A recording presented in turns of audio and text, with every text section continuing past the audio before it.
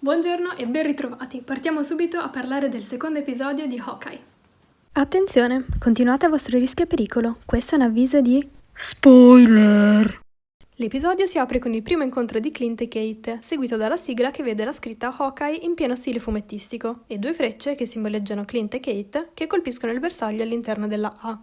Kate accompagna Clint nel suo appartamento e Clint rinnova il suo mood di papà stanco e stufo di tutti i casini, direi molto relazionabile. Kate va quindi a cambiarsi per restituire il costume di Ronin, mentre da buona fangirl cerca di mantenere la calma sapendo che il suo eroe è a casa sua, ma alla fine gli chiede di firmarle l'arco. La casa di Kate, tra l'altro, mimica quasi perfettamente quella di Clint nei fumetti, mostrando nuovamente come abbiano deciso di spostare gran parte di ciò che caratterizzava Clint nei fumetti del 2012 su Kate. Clint poi si assicura che stia bene e che nessuno l'abbia riconosciuta, e a rispondere alla domanda arriva direttamente la Tracksuit Mafia urlando il suo nome. Tra l'altro qualcosa mi dice che Jack l'abbia in realtà riconosciuta quando è intervenuta a combattere i criminali. La gang quindi inizia a lanciare bombe Molotov, Clint riesce a rispedirne indietro una e Kate fa scoppiare una bombola antincendio, non ottenendo però il risultato sperato. I due quindi scappano con Lucky lasciando indietro il costume di Ronin. Nel mentre la Tracksuit Mafia si rivela anche alquanto divertente quando uno dei membri dice all'altro On fire, but like a little shish kebab, you know? Onestamente, io la guarderei una miniserie sulla vita quotidiana della Tracksuit Mafia.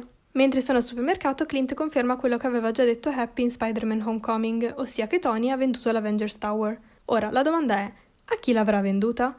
Come detto per il primo episodio, una delle teorie è che sia andata alla Kang Enterprise, l'azienda di Kang. Ma per quanto mi riguarda, io la butto lì. L'ha venduta qualcuno il cui cognome è Richards?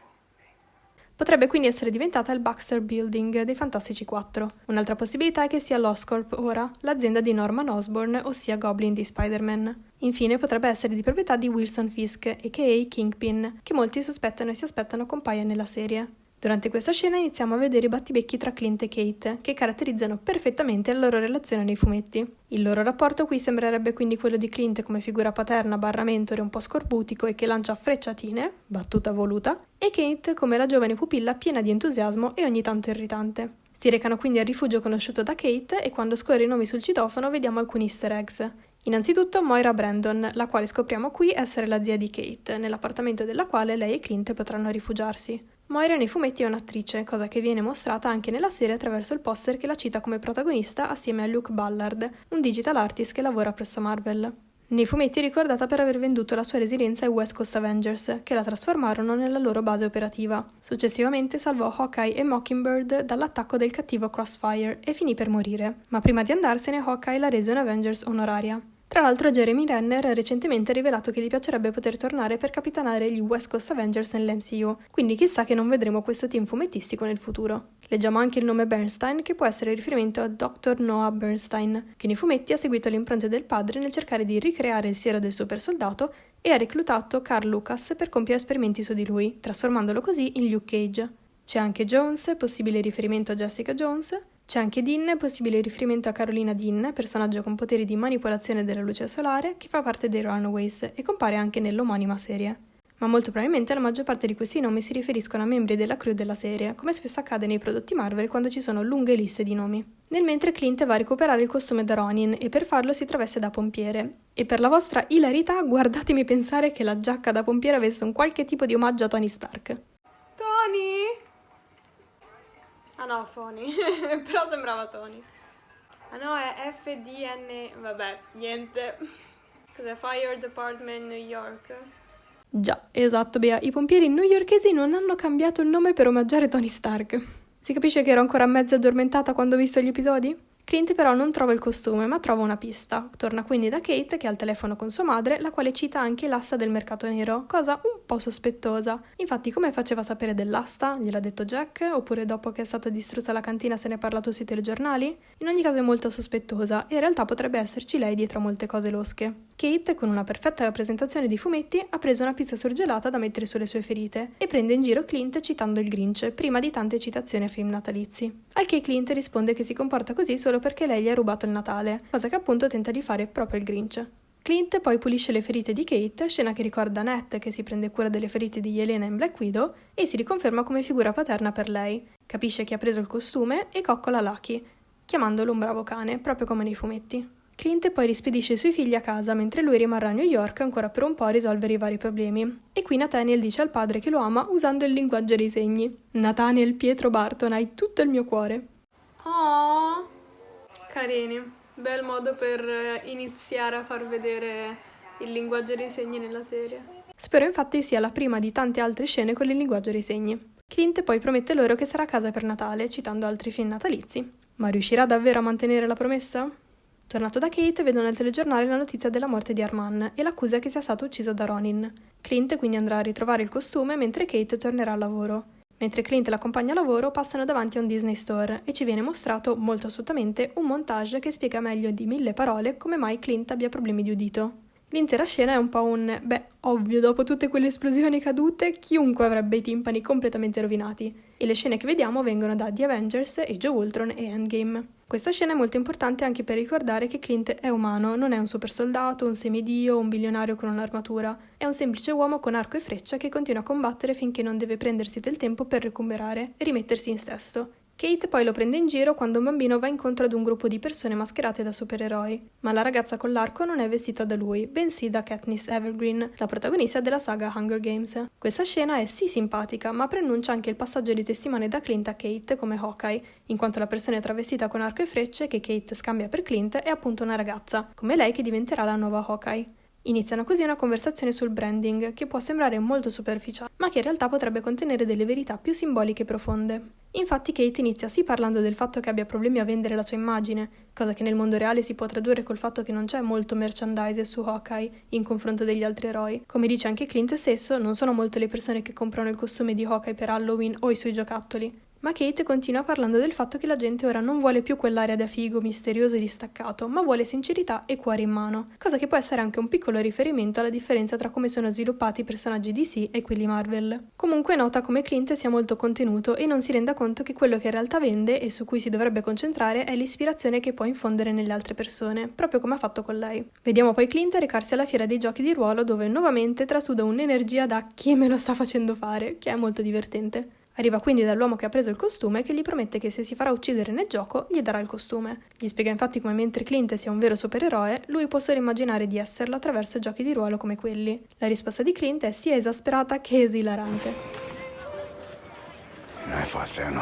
Iniziano quindi a combattere e l'uomo nel costume riprende un po' quello detto da Kate, ossia dice a Clint che devono vendere la scena per il pubblico, farla sembrare vera e di intrattenimento. Clint all'inizio è riluttante, vuole solo farla finita con quella farsa e prendere il costume, ma poi capisce cosa significa tutto ciò per quelle persone e sta al gioco. Recupera quindi il costume e confessa addirittura di essersi divertito. Secondo me d'ora in poi andrà di nascosto a fare questi giochi di ruolo. Alla fine l'uomo si presenta come Grills, che nei fumetti è un vicino di casa nonché amico di Clint molto amabile. Se dovessimo rivedere il personaggio però non affezionatevi troppo perché morirà. Infatti nei fumetti finisce ucciso violentemente da clown. Comunque una cosa che non ho ben capito di questa scena è che sembra una fiera in costume a tema Europa medievale, quindi perché cavolo Grills è andato vestito da ninja? Un altro dubbio che mi è sorto è che non si è mai fatto riferimento esplicito al fatto che Grills fosse un pompiere. Quindi se il suo costume fosse un cosplay fatto da lui mentre quello vero fosse ancora in giro? Probabilmente Clint se ne sarebbe accorto una volta avuto in mano, ma chissà, magari quello vero è stato preso da qualcun altro. In ogni caso spero che questa non sarà la scena più vicina ad una nel circo che avremo perché ne sarei alquanto rattristata.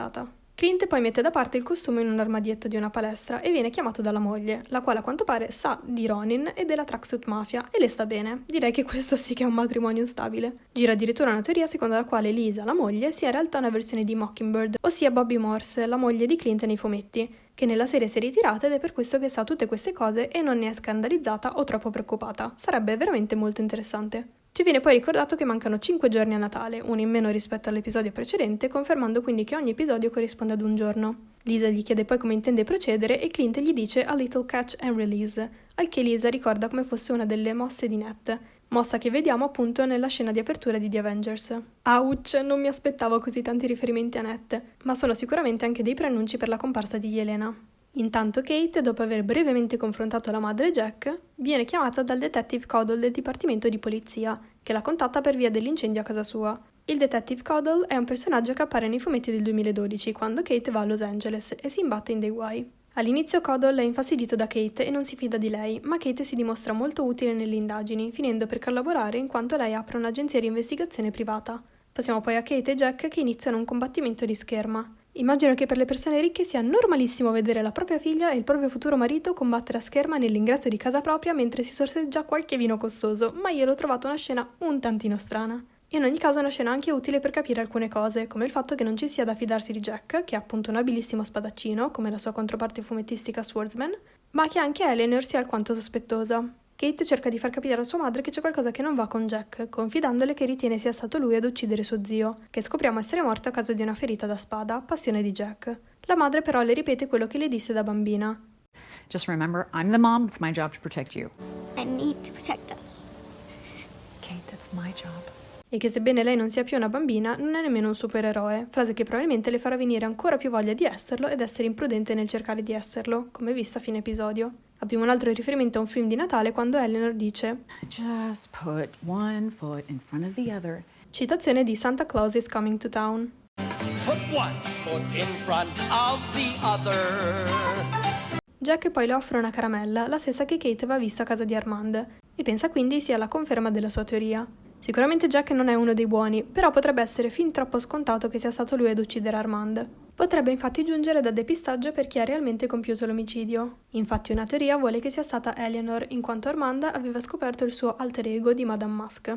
Passiamo a Clint che si lascia rapire dalla Tracksuit Mafia, che fanno un lavoro alquanto scarso visto che lo stesso Clint dice Guys, I can see through the bag. Anch'essa scena però ripresa dai fumetti. Viene anche menzionato come lei lo voglia vivo. Questa lei potrebbe riferirsi a diverse persone, in primis ad Eco, che vediamo appunto a fine episodio, ma potrebbe essere anche che Eco lavori per qualcun altro, come Madame Musk o anche Yelena, che vuole appunto trovare Clint per fargliela pagare. Intanto Kate cerca di contattare Clint per aggiornarlo sulle sue piste, ma al telefono risponde qualcuno della Tracksuit Mafia, probabilmente Kazi, ossia Clown. Kate quindi usa il software della Bishop Security per localizzare Clint, il quale lo ritroviamo circondato dai membri della gang, in una posa che ricorda molto Annette all'inizio di Avengers. Dopo che Clint ha preso in giro la location, la gang lo minaccia per sapere dove sia Kate. E mentre Clint cerca di temporeggiare chiedendo di parlare con il loro manager, molto alla Karen, al che viene inquadrato Kazi, si libera dai lacci alle mani e finge di non sapere chi sia Kate. Questa però cade dal tetto, sfracellandosi a terra, con tanto di commento da parte di Ivan. Bro, I found her. Ah, tra l'altro questo utente Reddit ha contato quante volte è stata detta la parola bro in questi primi 2 episodi. Se le usate come drinking game, non c'è di che. Sia Clint che Kate vengono poi legati a dei giochi a giostra, con tanto di esasperazione da parte di Clint, e ci viene poi introdotta Eco. Eco, a.k.a. Maya Lopez, nei fumetti è una donna sordomuta, per questo qui vediamo che poggia la mano sulle casse, ossia per sentirne le vibrazioni, è nativa americana, è la figlia adottiva di Fisk dopo che questo uccise suo padre, ed è in grado di mimare qualsiasi movimento, che sia in combattimento o in altri campi, solo grazie all'osservazione. Fu anche la prima ad assumere l'identità di Ronin, cosa che potremo vedere nella serie se si dovesse impossessare del costume. Nella serie è interpretata da Laqua Cox, anch'essa sorda-muta e nativa americana, quindi un casting assolutamente accurato. Viene qui introdotta in un'ambientazione dai toni rossi che ricorda molto quella di Daredevil, con cui tra l'altro nei fumetti ha avuto una relazione complicata. Prima era stata incaricata da Fisk di ucciderlo, facendole pensare che fosse responsabile della morte di suo padre, e poi finì per innamorarsene voltando le spalle a Fisk.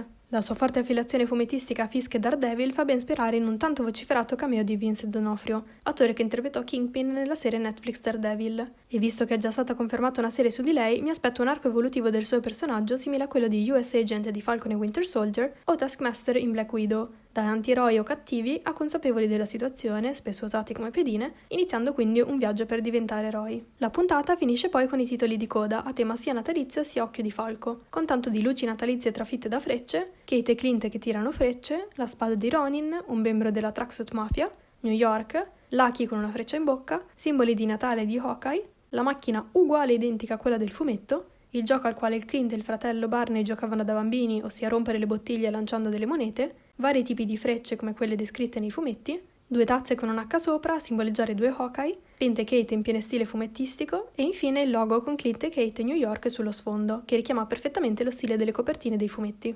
E si conclude così il secondo episodio di Hawkeye.